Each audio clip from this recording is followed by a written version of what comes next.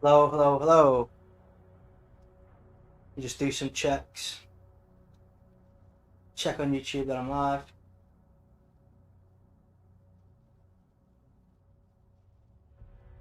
Okay, looks like I'm live. Just gonna do an audio check there quick. Gonna use some phrases as I always do. Okay, looks like I'm live. Just gonna do an audio check there quick. Music box. Gonna use some phrases as I always do. Okay, looks like I'm live. Just gonna do an audio check there quick. Music box. That's music box. Phrase number 2. Musician. That's musician.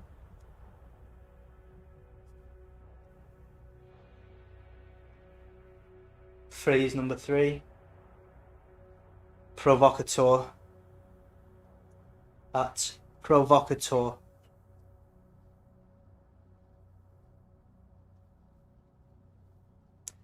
I would go and give those words to Google and have a look, see what they mean, what they really mean. So what we're going to get into today is the whole Andrew Tate BBC propaganda. I would say military operation. That's what I think it is, and I'm going to get into why I think it's a military operation. It's not just the BBC. It's not just legacy media. It's not just the Matrix or the Matrix that we see. There's also a Matrix behind the scenes, the code, the agents. So let me just go on performance mode. Close you down. Okay, so first what we're going to do is we're going to start with Value Entertainment, who've just released an interview 2 hours ago where they're asking Andrew Tate some questions. Not sure on the copyright rules behind this, but I'm going to play their videos. When it comes to the BBC videos, I'm not going to play their audio. I'm just going to read out the subtitles and what they say and the things that they do, and show you the hypocrisy and how they've dealt with both situations. And then I'm going to go into why. Who's the one pulling the strings? What is this all really about? So I'm going to play this. I'm not going to play it all the way through. I'm going to stop it and pause it, see where we get up to. Okay. Let me just get this back up. BBC interview with Musk, right? And he goes up and the guy opens up the question with, why'd you agree to do this interview? He says, well, I don't know, what's the name of the BBC? And he's trying to mock them and all this stuff. And there's a part of it where, he calls them out for the mistakes they made. Yeah. And if you go to the bottom of the interview on BBC, you'll see comment section saying, why'd you cut that out? Because Musk puts it on Twitter, but they didn't put it in the interview. Yeah. Then you watch the interview with you. The first question they ask you was, what's the first question? Hey, you've been accused of serious crimes, rape or something like that. Right off the bat, they asked that question of you. And then you see the interview, Lucy Williamson, I believe, her first question was, you're facing some very serious allegations. Have you raped anybody? That's the open question that they ask you. And the video they put up, the first one, they take it down. The second video they put up, that's 12 minutes like the highlight one, they turn, the comment section is open. There's 80,000 plus comments there. Then you look at Philip Schofield, and you just brought up Philip Schofield.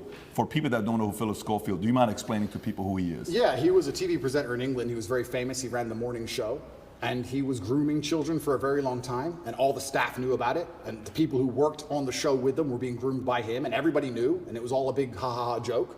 And now he's come out saying, oh, please don't pick on me, I feel sad, and the media is saying, I'll leave the guy alone. He is, when you go look up his Wikipedia, it says he rose to prominence as children's BBC continuity presenter from 85 to 87. Yep. Then went on to do programs on BBC and ITV for Going Live, This Morning, Dancing on Ice, All-Star Mr. and Mrs., The Cube, and a bunch of other things.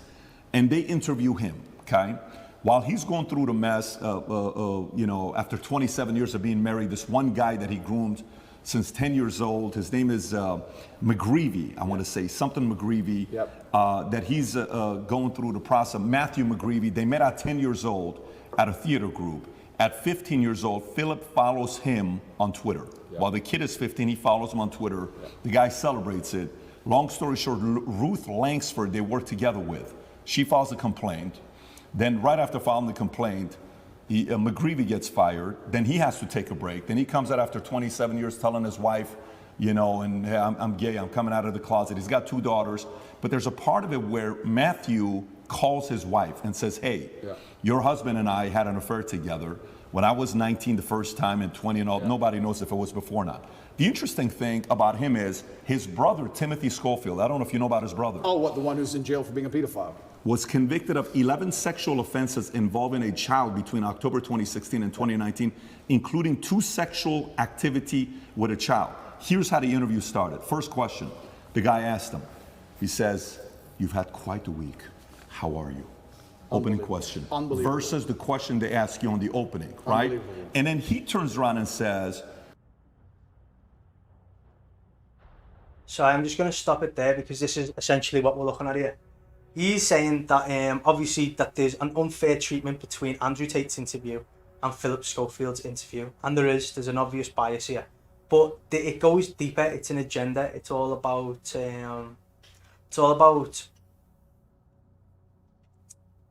creating exposing to the people the do's and don'ts in society. So if you go out and you speak this and you say this and you say this one thing, you'll be persecuted. If you go out and do this thing and do this other thing, you won't be. Now, these lines are being completely flipped, especially when you look at things that are coming out of the LGBTQ community and the things that they're pushing on schools and just things along those lines. There's obviously an agenda to normalise certain things and criminalise other things. So, but we'll get into that in a bit. But right now, what I want to do is, I want to pause it right there where he's just mentioned about the Philip Schofield interview and Andrew's interview. So let's go to the Philip Schofield interview first. Now, I'm going to press play. I'm not going to have the audio on, but I'm going to read what is being said. In fact, I'll probably have to slow it down because I'm not a very fast reader. So here we go. Few people know the power of television. Testimony like Philip Schofield. For more than 40 years, he has been central to our national life. But last week, he left his job on This Morning in ITV amid a blaze of headlines and allegations. In response to newspapers' inquiries, Schofield is now admitted that he had unwise but not illegal relationships with a younger member of the staff on This Morning. He was 15 when they met, 20, Schofield says, when they became sexually involved. Now, everyone knows now that they didn't meet when they were 15 or 15. They met when he was a lot younger. I think he was a lot younger than that when they very first met. But I don't know the full scope of behind the scenes of this stuff. I knew about Philip Schofield and things that were going on a couple of years ago. And I know about his brother, but that's not really what we're getting into. We're going to get into the treatment and why they both get treated different way. Avalanche of newspaper stories and social media, speculation and abuse. Now Philip Schofield wants to tell his side of the story, and I want to ask him some questions. Now, first of all, let's start from here. Look at his face. Look at his puppy little eyes. You don't think that those eyes, you don't think that this picture's been edited in some way? You don't think that his eyes, Philip Schofield's eyes, have never been that bright and that green or beige or hazel, whatever colour they are. But look how sad he looks. Look at the way they try to portray him. Straight away off the bat, you can see that this is just a joke. Okay, Philip, thank you for speaking to me and the BBC. You've had quite the week. How are you? Exactly what he said in that interview. And look at him. Method acting. This is what these are paid for. These are paid to act. Years and years and years and years on the TV of experience. They are the top. They are the top of their game when it comes to things like this. Doesn't even say anything. He just blinks gets all the time in the world to sit there, stare off in the distance. I mean, I'm surprised that he's not even sweating from how cringe this is from the get-go.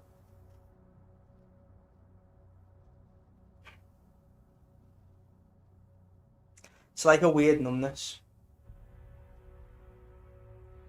I know that's a selfish point of view, so straight away what they do is they like to try and get out that, yeah, I know where you're coming from. I know that I'm the one in the wrong. But this and but that, and, you know, please forgive me for this. And they like to try and expose it. It's a lot like it's a strange analogy, but if you ever remember 8 Mile with Eminem, when he gets up on stage, and in that song, in that rap, in that film, he basically rips into himself. He comes out and he says, look, these are all the issues that you can pull me on. And then he drops the mic and he says, now say something that they don't already know. Now, this is essentially what they do. They like to get out the truth very quickly, straight at the beginning, and then everything else from then on is all about what would you call it? Trying to control the narrative. They can then shape the narrative from then on.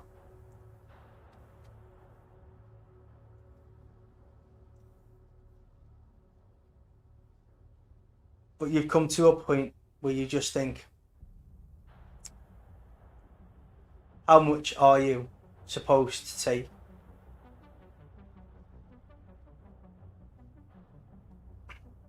For all of those people that write all that stuff, do they ever think that there's actually a person at the other end? Instantly attacks everybody else. Instantly attacks everyone else for the wrongs that he's done. These people have been trained from such a young age to deal with these sorts of situations, not just to deal with the situation that he's in, to deal with, he knows exactly what it's like being on the opposite side, being this interviewer, knows what to say.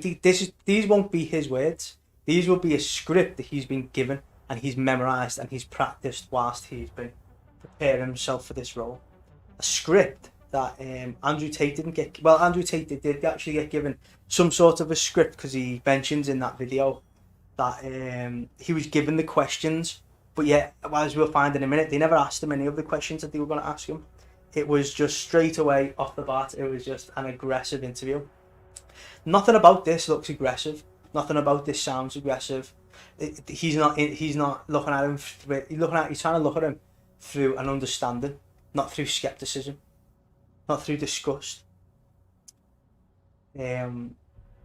I don't want to stay on this thingy too much, because I don't need to be. We're only 1 minute, 40 seconds in, and look at it. It's so fake. It's so fake.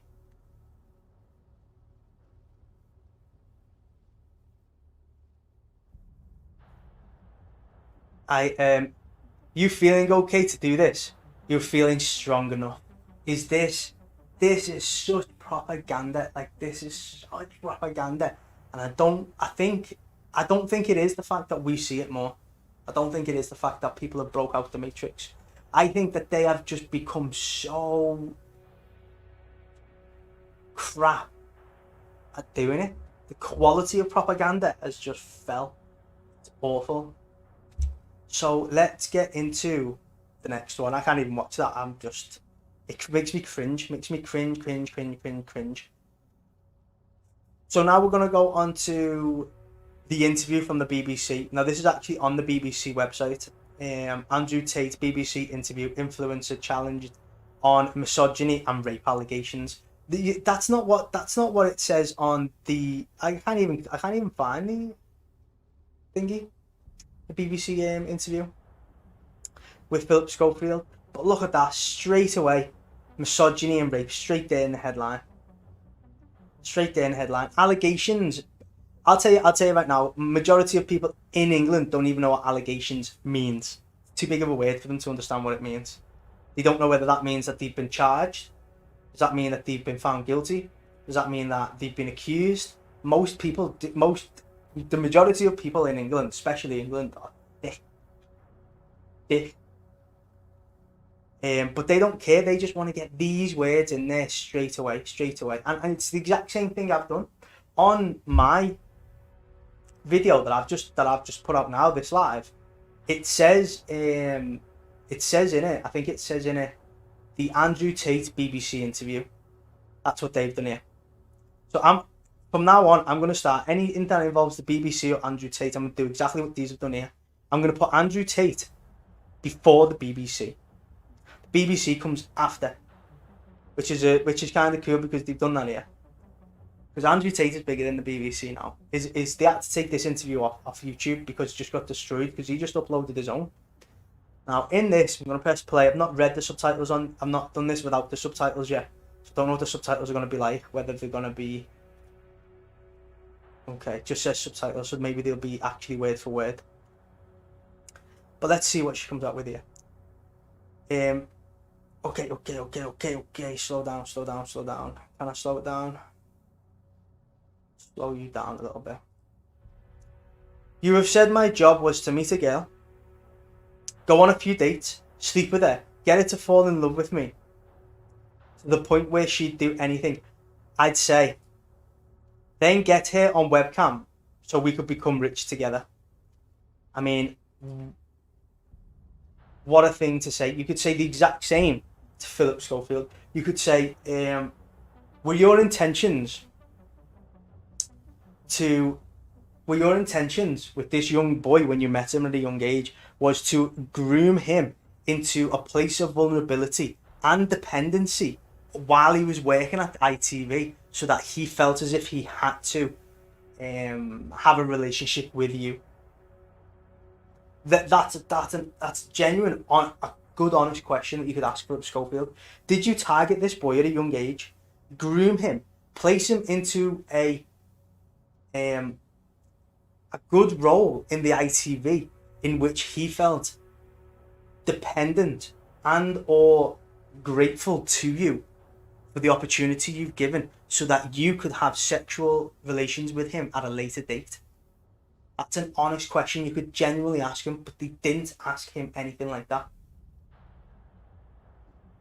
But they'll ask Andrew, they'll throw it on his toes. Man, we need to get out. People need to get out of England as soon as possible. And I'm gonna go into why in a minute. But England is done. It's dead. People need to get their asses onto ancestry.com. Find any sign of a foreign descent, claim asylum or whatever it is you need to do. You need to just get out of this failing island, this sunken island. This is Atlantis 2.0. It is sinking, and it's because of the degeneracy from BBC and people like this. These are agents. People need to stop thinking of these as ITV presenters, actors. These are military, qualified, trained agents of disinformation. I don't think that's what I personally said. That's exactly what you said on your website. It's just instantly arguing with him. This isn't an interview. This is an attack. In this one, you give him all the time in the world to think, to talk, and even when he did answer him, his first response was, "Are you feeling okay to do this? Are you feeling strong enough?" In this one, it's exactly what you did say on your website. Don't lie. It's an attack. No, I've never said that. That's something that you found on the internet. Doesn't mean I've said it. And again, once again, if any female on the planet has a problem with me, I strongly recommend her to go to the police, try and pursue me for criminal charges. I'm actually such a nice person. The BBC have spoken to somebody since the arrest who says exactly those things. That with you, it's all manipulation. Is this Sophia? Is this Sophia? So he's doing the air quotes there. He's saying basically, is this fake Sophia? Now I don't know who this person is in this one, but we're gonna come into this in a minute. because I'm going to show you how the BBC is not a news network. That's why no matter what you say, whether you say ban it, defund it, stop paying your TV license, it will always be there, because it's the exact same way the military will always be there. The deep state will always be there. The BBC is a military operation. Fake name, no face story that was invented. I wanted to please him. I'm wanting him to be happy that I was just kind of, yeah. And I start reading quotes from this person who he's clearly saying doesn't exist. Well, where's this person? And has she accused me of a crime? This imaginary Sophie. She is making the point that she's not answering any of the questions. Has she accused him of a crime? Who is she? Where is she? What is she pursuing these things? Is she pursuing these claims? I'm pretty sure Andrew Tate moved to Romania long time ago, and I don't know if he flew English girls out there or not. But why? it always seems to be this girl from England. There always seems to be these people from England that they get, and these are method actors. These are crisis actors. That's what they are. And people say, oh, you can't say that because they're talking. You know, this person's been through a lot. There's been no proof that she's been through anything, or even that she exists. So until then, we can say what we want about them. We can say what we want about them until it's been proven otherwise.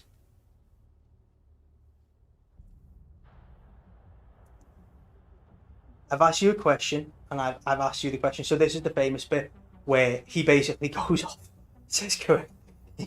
You're not the boss here because I've allowed you into my house. This is where he basically puts the BBC in the place, and it's one of the best things you'll have to watch. You'll have to go and watch the full interview yourselves. So I'm going to stop it here because they are touching on this Sophie person. So this one is supposedly an interview. Now this says it's, where is it? The 8th of June. So we're at, it's a few days old. Andrew Tate choked me until I passed out. British woman claims. Okay. Let's slow you down. Let's read a little bit into what she's talking about. Contains strong language and references to claim sexual violence. Instantly, I've only seen a few seconds of this, so I don't really know what to expect. But I've seen this bit, and I think, the next scene, where I think it just zooms in on her neck. I think mainly for Andrew Tate following quite strong. And they're growing in number. Do you know, why would these people be speaking to the BBC? Put it this way, if this really happened, she will have gone to the authorities. If this really happened, she will have got the whole. She'll have had the whole thing put in court. She'd have thinking. You don't go to the BBC. You don't go and speak to the BBC prior a court case or anything like that's going on. You don't go to the news first and then go to the police. You know, even if you do go to the police, you don't instantly go straight to the BBC. It's just, this is another operative, fed. That's all they ever are. I don't want to put myself in harm's way. It'd be very high in possibility. I think if I wasn't to be anonymous. What do you mean by harm's way? There's nothing she wouldn't get any. If anything, there are thousands and thousands and thousands of Andrew Tate fans that want to know who she is and what she went through and whether the things like this happened, because we are not stupid. People aren't following these people because we're just, you know, we're religious fanatics who believe and hang on every single word they say. The whole point of this Great Awakening and breaking out the Matrix is the idea of being critical. It's by thinking outside the box, questioning everything.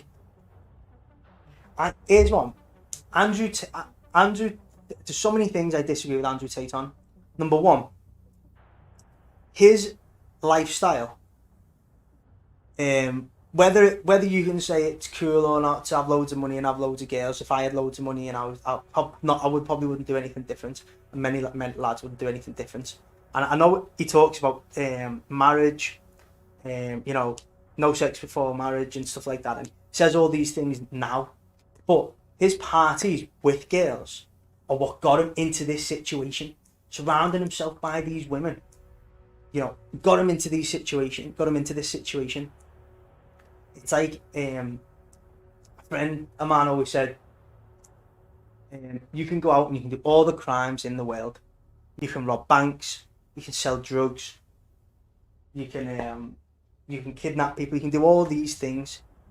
The one thing that will always put you away is your bed, is your missus, is your girlfriend. Always the way. Always a girl puts you away. It's always female. So men need to be more intelligent about going forward, especially going forward now with the tactics in which the deep state is using to bring people down.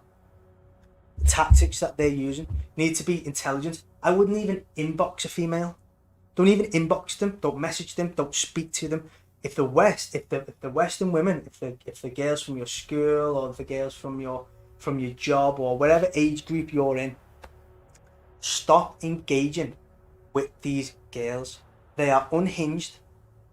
They're uneducated. They've got no morals. They've got no religion.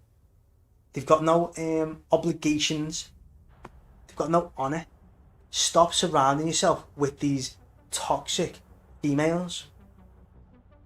Save up your money. Save. Go and find a nice Russian girl or a nice girl abroad who's not like this. Start shopping abroad. Stop shopping in England. Prices are too high and the product's shit. I think trolling online is probably quite a big thing. I don't have a massive social media presence, but it's still it's not really something that you want. Tell us when you say you first met Andrew Tate. First met Andrew in 2014. Oh, ages away. How old was she? When he was living in Luton.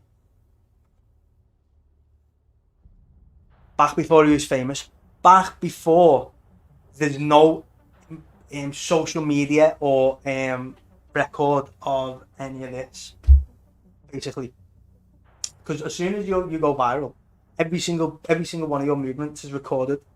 Every single one of your movements is on film somewhere. It's logged somewhere.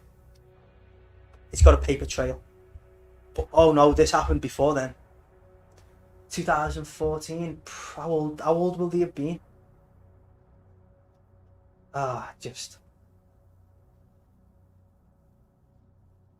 So I was on a night out with a friend. There we go. Didn't think of Andrew Tate. Thought he seemed nice enough. Going well, we got chatting. He wasn't kind of expressing any of the views he has now. He seemed nice enough. So I met him on a night out. This is another problem with England. This is the major reason I want to get out of England. I've done it. I've wasted my 20s.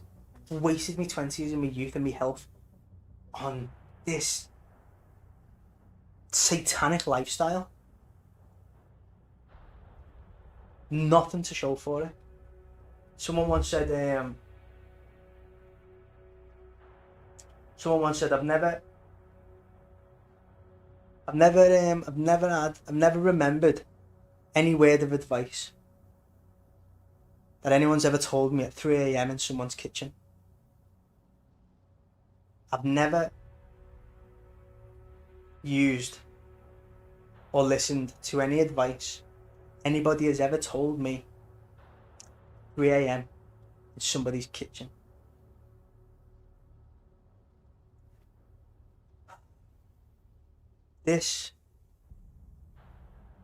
We are meant for so much more. And England has failed.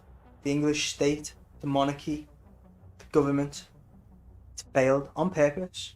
We're supposed to fail. There's an agenda behind it all.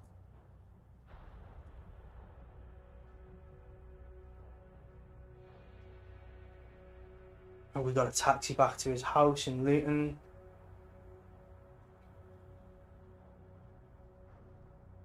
That was when I stepped with him for the first time.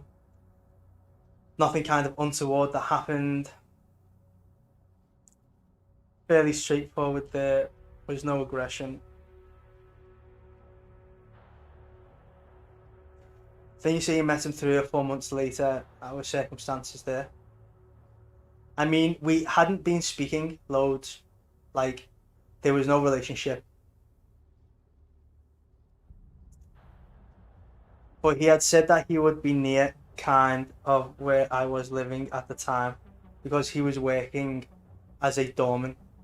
So he would come over to my flat after a shift. I mean, I don't know. Was he a doorman? I don't know. Maybe.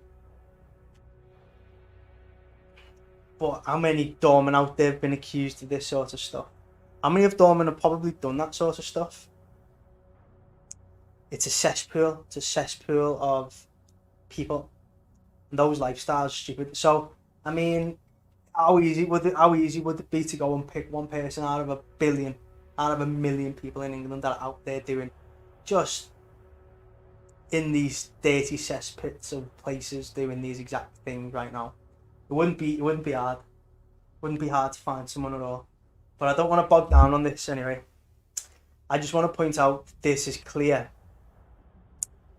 This is clear. Honeypotting, not honey, like kind of honeypotting. But I would say this would be more along the lines of intelligence gathering or intelligence meddling. So the reason this is called public enemy number 1 is because I want to get into this. Counter Disinformation Unit, open source information, collection analysis, privacy notice. So this is something that the UK is bringing in right now. Who is responsible for collecting my data? The CDU leads the UK government's operational response to disinformation threats online and ensures the government takes necessary steps to identify and respond to acute misinformation and disinformation in areas of public interest. So essentially, we want to target people who are saying things against the narrative. And this is exactly where Andrew Tate comes in. He would be on this list. He would be amongst this list. And these people probably are. What is the purpose of which we collect personal data? So this is mostly talking about why social media, the things you post, we're going to gather. We're gathering your information online. What is a legal basis for processing my data? Or legal reason for collecting or processing personal data set in Article 6 of the UK GDPR, as processing is necessary for us in our work as a public body and in the public's interest. So it's within the public's interest. It's not. It's within the government's interest. It's within the government's interest to make it the public interest.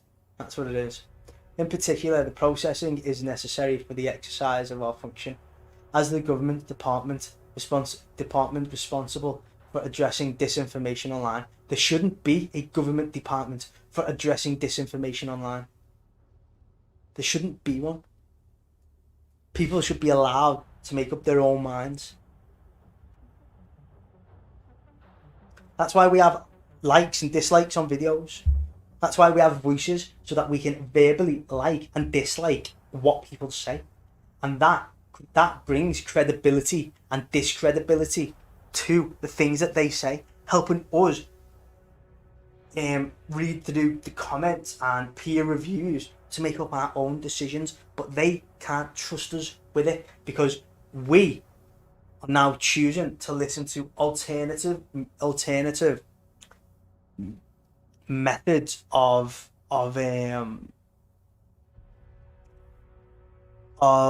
growth. There are so many people who are turning away from what they're being told by the BBC and what they're trying to promote, the lifestyle that they're trying to to push on us. People don't want it. People don't care. People don't want to own nothing and be free, or be happy, should I say. They don't want to own nothing and be happy, like the World Economic Forum says. What they want is, they want the wealth they were promised. They want the wealth that they were promised. They want the land that they were promised. They want the houses that they were promised. They want the careers that they were promised. And most of all, they want the freedom to move around, do as they please, that they were given. We weren't promised that. We've already been given it, and we want to exercise it as much as we want, when we want. But they're trying to take it away.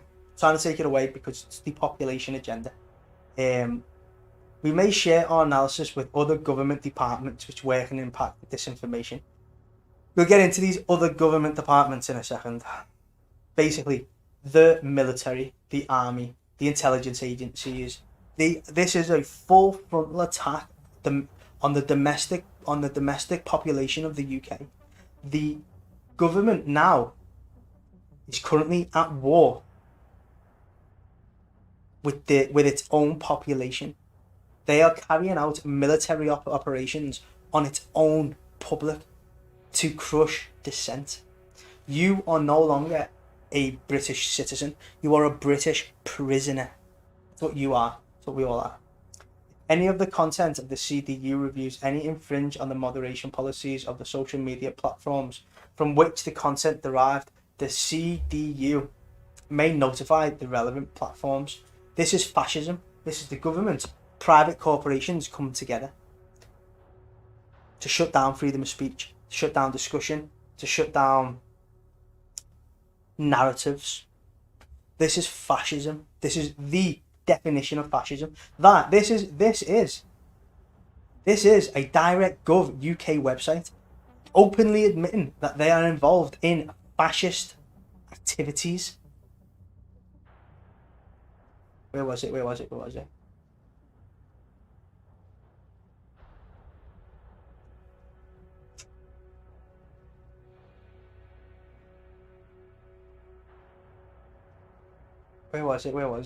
Lost it now.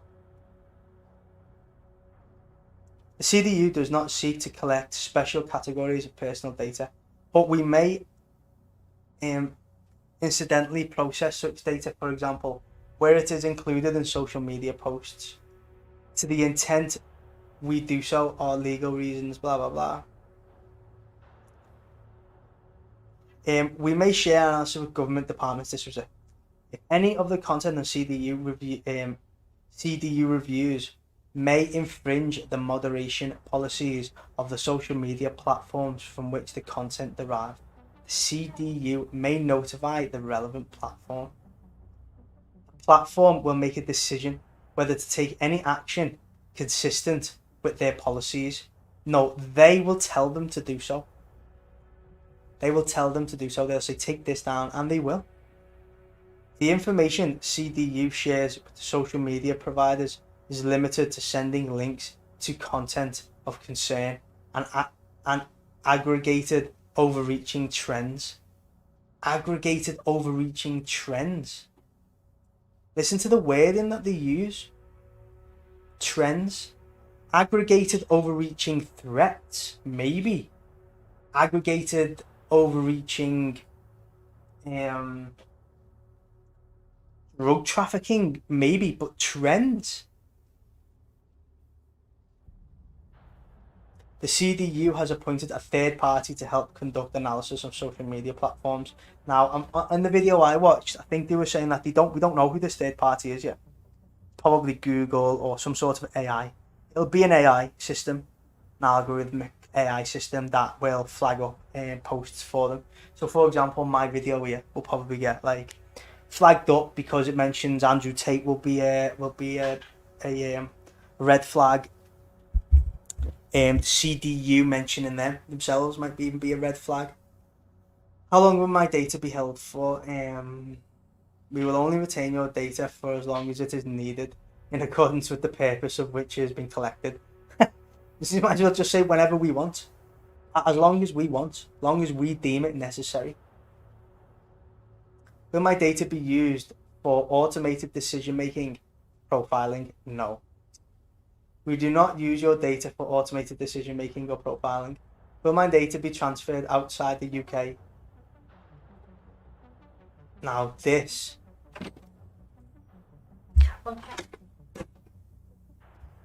Will my data be transferred outside the UK? And if it is, how will it be protected?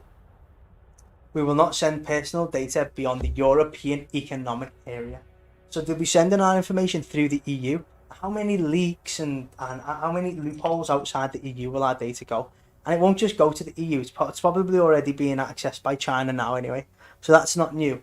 But why the EU? Now when you look at the World Health Organization and their treaty and the European Union's new treaty that they've been or policies that they've been bringing in, you'll see why soon. You'll see why your information's being sent to them, because of Brexit, the European Union is going to be transformed from, it was going to be the military arm of the European global agenda, but I think it's going to be transformed now into the European database management section of the New World Order. I think it's going to be the main place where it collects all the data for all the Europeans, because you can say that we left the EU, but in this world now, this Internet of Things, we ain't left nothing. We're all still connected. All they've done is put a VAT on some of our exporting and importing products. That's it. Your rights in relation to your personal data under the UK GDPR. So pretty much saying that you can access any information that they have on you, but they'll just redact everything like they always do. So one of the main things I wanted to point out, which is what gives me credence for the reason I'm saying it's a military operation. The BBC is a military organisation, and this itself is obviously the government. So this would be another. This is obviously another part of the deep state, the military, and where it has its actual ties to the military is 77th Brigade. Information operations, adapting to warfare in the information age. These are the people, I think, who are telling the BBC what to say to Andrew Tate. These are the people who are watching him.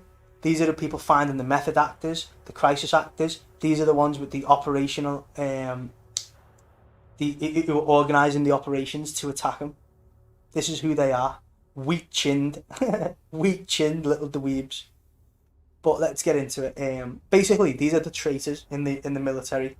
These are adapting to warfare in the information age. Warfare is rapidly evolving, and the ability to compete in information domain is critical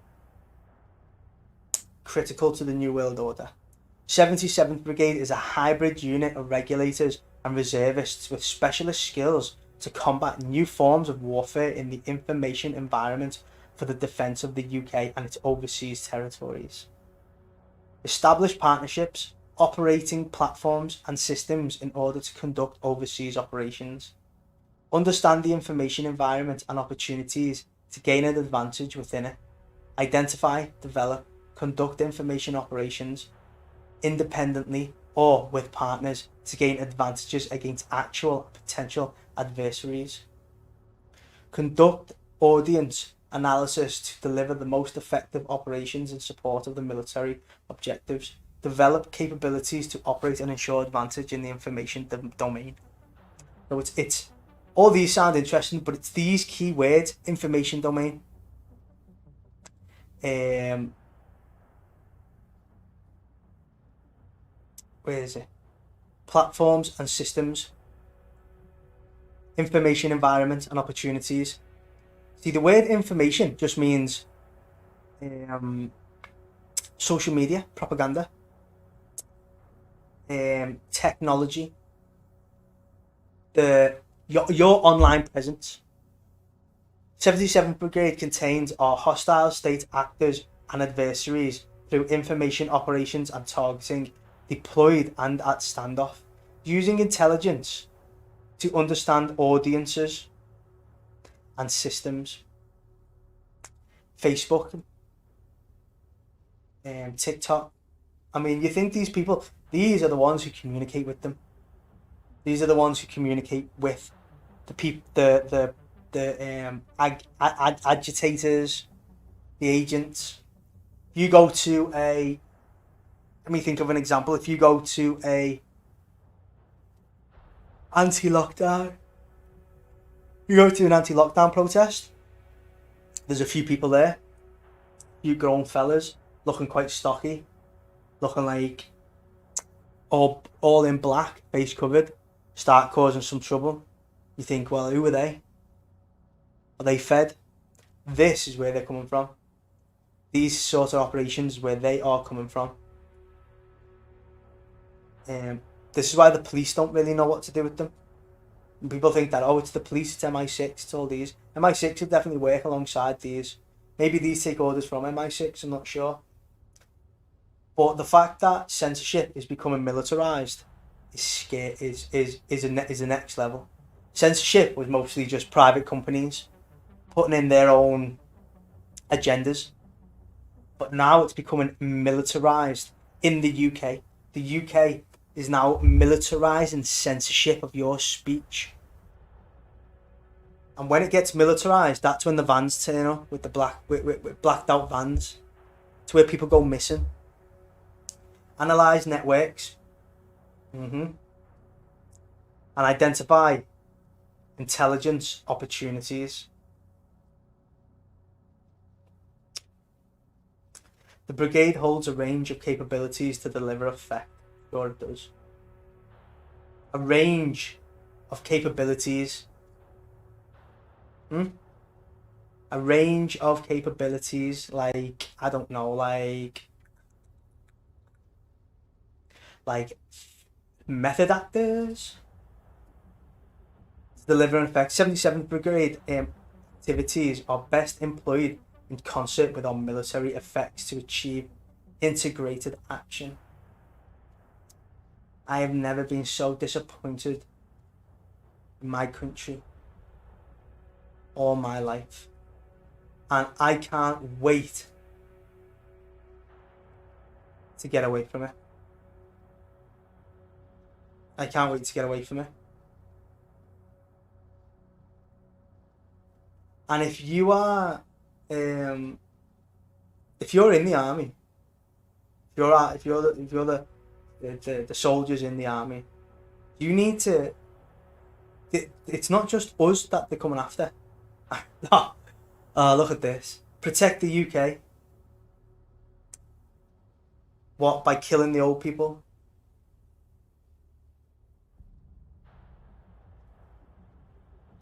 Disgusting. Absolutely disgusting. I mean, what is that flag on his arm? Is that even a British flag? What is that flag? I'm sure someone out there probably knows what that flag's for, but that's definitely not a British flag. I mean, come on. This guy in this guy in this image right now, he's a real person, he's a real soldier, and he knows who he is. What are you doing?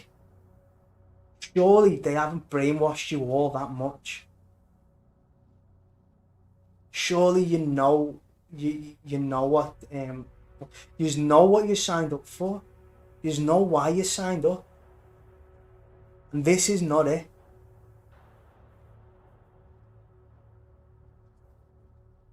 So leave. My opinion is leave. Threaten to leave. Hundreds and thousands of you threaten to leave. Say, nah, we're not doing it anymore. We made an oath to the British people and the Queen, to the Magna Carta, to freedom,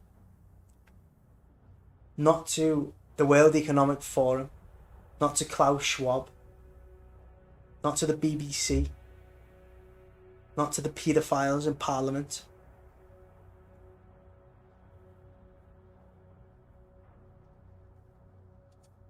Because these people will not relinquish power. And the only weapon they actually have, the only real weapon they have, other than these diseases is you, the soldiers. The only real weapon they have is you, the soldiers.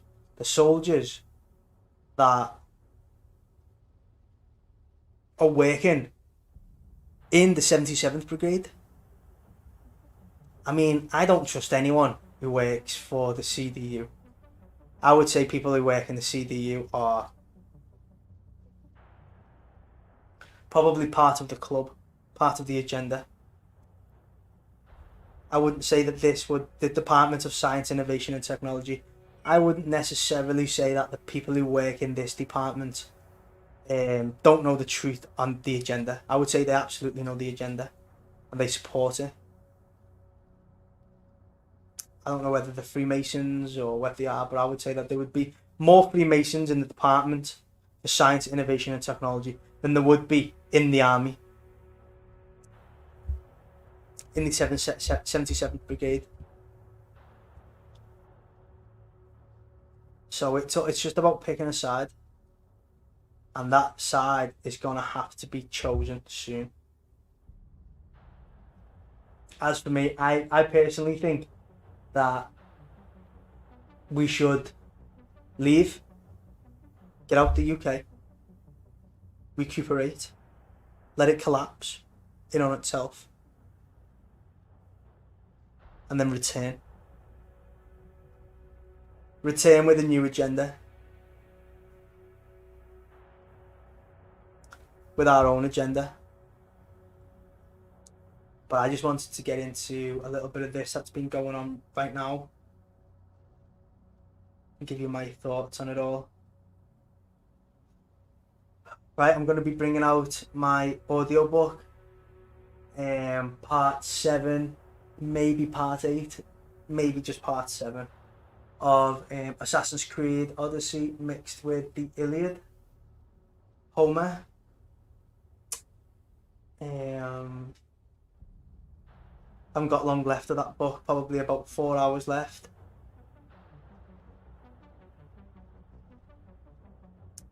But tune in for that later on.